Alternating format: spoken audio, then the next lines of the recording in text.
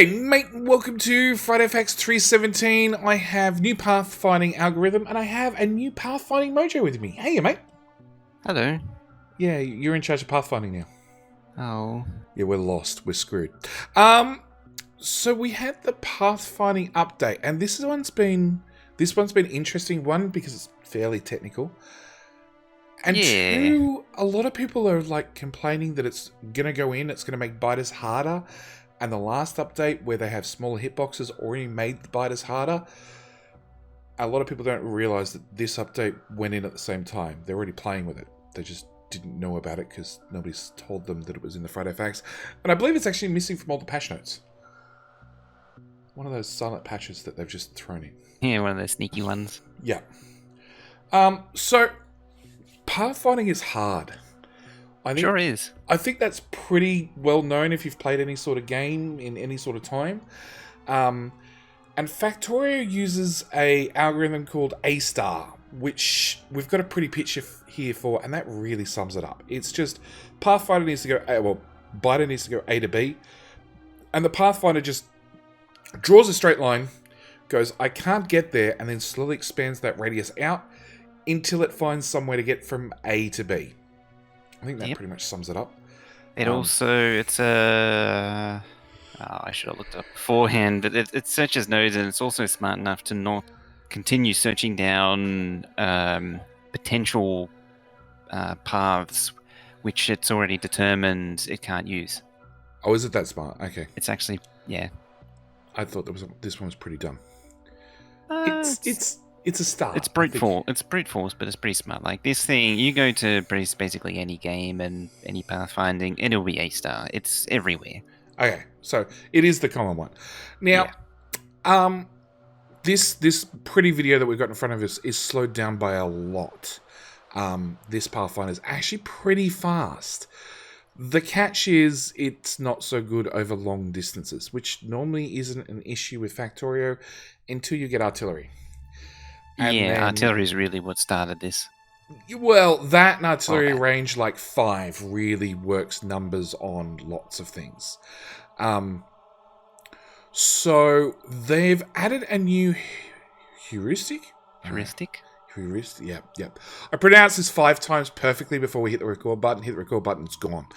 And the idea of the new upgraded Pathfinders, they're basically now running 2 Pathfinders in tangent together. One is the one that we're going to go through now, and the second one is this one that we've already been running. So we've got the second animation, which is basically the one that we've got running, the A* pathfinding, where an artillery in the bottom right has shot a biter nest in the top left, and the pathfinder is just expanding out as an ever-running radius until it finally finds a path all the way around the lake, through this cliffs in the bottom left, through the cliffs, through the lake in the south, and then finally right the way around to the artillery, which takes some time. Yeah. It's fast, except it's pretty stupid and pretty brute force. Yeah, this is where A* sort of, like, without any kind of, and I just sort of talk about this, without any kind of steering. Yeah. To help guide it. Well, because as it's continuing to search the area, it has to search an exponentially larger area, so it's taking longer and longer. Yeah. See, the Pathfinder, without any sort of guidance, doesn't know not to search in the wrong direction. Like, it's expanding out. It's expanding out, wrong direction. Even though it's going the wrong way, it doesn't know it's going the wrong way, and the catch is, depending on your map, there is a chance going the wrong way is actually the correct way to get from A to B. That was the next thing, is that the next key point was that once you start adding in functions to say, oh, hang on, maybe you shouldn't be searching that way, then your mind actually explodes when you say, hang on, what if that isn't actually the case? And then this infinite combination of what if starts piling on. Yeah, well, we did the Factorio Maze Runner event like months and months ago, which was the whole Factorio map was like a maze from the movie Maze Runner, and the biter pathfinding just broke. It just broke hard because they'd pathfind okay, providing there was only small groups of them. But as the groups got larger and larger, and as we got artillery and everything that shot further and further and further, they'd have a longer and longer time for the Pathfinder to work out how to get from A to B. And we actually ran a couple of mods, and I basically opened up the game to allow it to use more processing power for pathfinding. That was really the only way to fix the biters, so they actually moved rather than standing around milling around for ages. But if anybody's had large artillery with lots of guns and they've gone and targeted like 50 biter bases at artillery range 3, 4, 5 and just seen the biters stand around and do nothing for a couple of minutes, that's the Pathfinder having a real long think on how to get from A to B. Just working out how to do it. Yeah, and the idea is the upgraded pathfinding will fix a lot of this. And it's funny.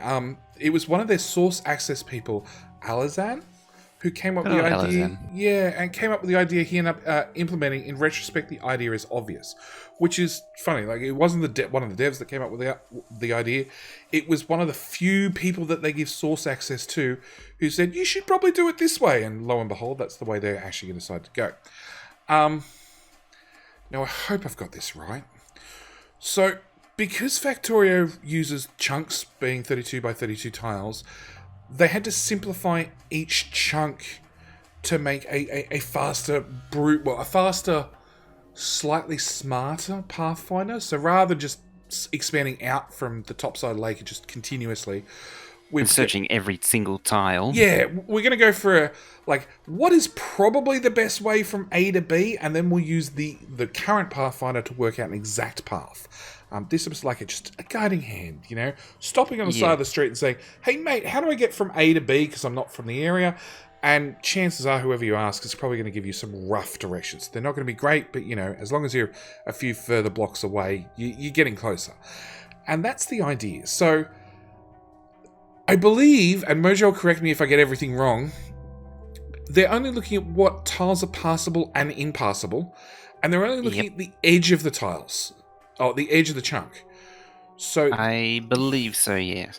They're only looking to whether they can enter a chunk and leave a chunk via the edge. If they can't, it has like a lower chance of getting from A to B, I guess. Some kind of weighting on it. Yeah. All right. And in the case of the picture here, we've actually got, the green section we can get in and out. So you can come in at the right and go out the north. The red one, I'm guessing, it's a separate part. So it's obviously got a different color. Because we can't go from the east to the west, and we can go from one north to the other. So it's two separate tiles or two separate sections to the same chunk. And yeah, it's a start of simplifying the process. But yeah, Alizan's key insight was we don't need to store the components for every tile on the map, so they didn't have to know the details for every tile on the map. They just had to remember the edges. So these green circles and red circles, they just had to remember that information. Everything else in the middle of the tile really, really didn't matter. They just need to know whether they can get into the tile and out of the tile. If they can't, they really didn't care, because the idea of this pathfinding was not worry about cliff avoidance, not worry about, Mojo's built a giant nuclear reactor array right through the middle of something, so the biters can't pass through it. It's really like water. Water is the biggest thing that blocks biters. Cliffs, yes, they do, but cliffs can be blown up fairly easily, and lots of players do that, whereas landfilling in whole lakes takes time and effort. I think you would agree, Mojo? Yeah, it takes a bit of time. Yeah. Given one of the bugs I saw, our seeding, or one of the crash bug reports. So, yeah, it was a bug report our seeding was dealing with. You got to be waiting a while. Oh, okay. Someone marked an entire landfill, marked an entire lake for landfilling, and this person was complaining that nothing was getting done. And then our seeding worked out it was going to take 5 years for the boss to finish it. Something like that. It was a long time. That big a lake. Wow. Yeah. It was a lot of tiles. Okay. So hierarchical pathfinding. They figured out a way to simplify the map, and then There's lots of different techniques for hierarchical pathfinding, and the most straightforward idea was to use a simple abstract nodes to go from start goal to end goal. That would be a list of chunk components they have to visit, so a rough path from A to B, and a plain old A-star searches to figure out exactly how to go from how to go from A to B, avoiding cliffs, avoiding trees, avoiding other biter nests, avoiding player structures, avoiding walls, all that sort of stuff. The biggest problem they had is they simplified the map just a little bit too much. So they, rather than having a very, very clear rough guide, they end up with a very, very rough guide. Because they didn't account for cliffs, because cliffs do technically get blown up probably easier than water. It's also probably simpler to have the hierarchical pathfinder just look for land or water, i.e. can I walk through it or not, rather than trying to worry about every single cliff, because cliffs are a lot more complicated structures. So yeah, they end up with two pathfinders, a base pathfinder, which is the current one we've been seeing forever. It's the one up the top with the little biter and the little white dots. And they have... since for as long as Factorio's existed, I think. Yeah, I think it's been the original one. It's been the original one as far as I know, for as long as I remember. And they also have the abstract pathfinder, which provides the heuristic function for the base pathfinder. Running either pathfinder for every single node would be one computation heavy on the CPU, and it could actually slow down the pathfinder, because they're now running, rather than one very heavy brute force pathfinder, they're now running a lighter one that's hopefully going to help out the brute force one. But if you're running it too often, you're going to end up with, a worse performance than you had originally. So they use reverse resumable A-star. Reverse means rather than going from the goal to start, it goes from the goal to the start, so it actually works in reverse. Yeah, it goes from backwards. It's saying I need to go from where I am to the destination. It goes from the destination to where... Which I don't think would make an ounce of a difference as far as a Pathfinder is concerned, but I'm assuming somebody out there's done some sort of test and says it's, 0.0002 more effective, so sure, let's go with it. There'll be a reason. There'll be a reason, yeah. It's interesting observing it. Well, that's the next animation we're about to cover. But the idea is it's going to give you a rough path, and then it's also going to cache that information, because if you've shot one biter nest on the other side of the lake, or a random biter, there's a good chance you're probably going to shoot another one very, very shortly. And same goes for pollution. Like if your pollution's gone all the way across the lake, and you've started pissing off biters over there, there's a chance there's another nest pretty close by that you're going to start pissing off shortly as well. And that pollution's going to keep on carrying on. Yeah. So the below video, so this video here shows the pathfinding in action. The blue circles are the abstract. So this is one giving us the rough path. And as you can see very, very quickly when the animation comes up, you can sort of see that it guides in much closer to the lake on the southwest side, even though the white line can't actually get there. And it's because of these cliffs that are here. The new Pathfinder is looking for can I get chunk to chunk to chunk? Whereas the white line Pathfinder, the current one, is can I get an exact path? I have to go through the cliffs, around the lake, all that sort of stuff. And so this new Pathfinder, what it's doing is it's creating a list of possible paths it can make, because you can see the little grey connections between it. So that's sort of the path it wants to. So it's now got a rough idea, and now instead of having the old A-star Pathfinder just brute force the entire map every single time until it gets there, it's now constrained to that to those chunks. Yeah, constrained is probably not the right word, because it would obviously search outside that if it had to. If you had a I wouldn't really, say constrained, really not constrained, but at least it's given a general guideline, narrowed its scope. Yeah. And it's really, the idea is it's really going to speed up large pathfinding activities for artillery, pollution across a lake, that sort of stuff. Yeah. So, and actually, this new Pathfinder is done over this new animation is done over a couple of ticks, which is pretty scary, actually. it means that for those of you who run large artillery trains and you go out and you carpet bomb a whole pile of biters, you did have maybe 1 or 2 rows of lasers around your artillery, like, train depot. You're probably going to want 3 or 4 now, because not only are the biters stacking one on top of one another, which makes them worse, they're also going to pathfind faster, which means rather than coming in at dribs and drabs, there's a good chance they're all going to come at once. Yeah, if you fight in many directions and taking out many nests, they all might show up at the same time, which could be really, really scary, which is great, because biters have been a joke for a long time. Yeah, not since version 14 or so. I don't ever remember biters being hard, in air quotes.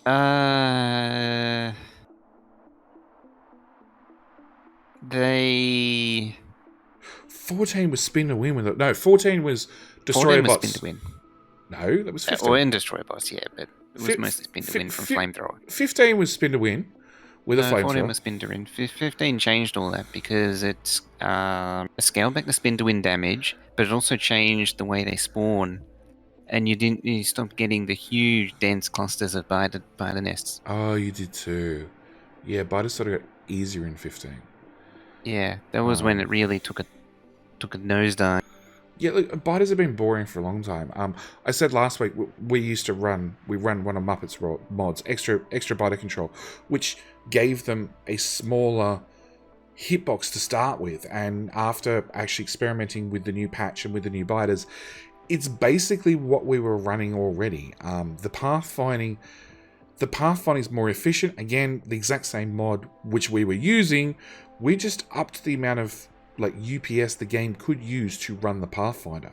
So, I apologize to my community. I've made the game harder for you guys for the last 12 months. But technically, you've been playing with the current version of Factorio as far as biters are being concerned for 12 months earlier than everybody else, because biters are a joke. Technically, you've been making everyone suffer earlier than everyone else. Yeah, look, preparing you for the worst, I think, is really what it comes down to.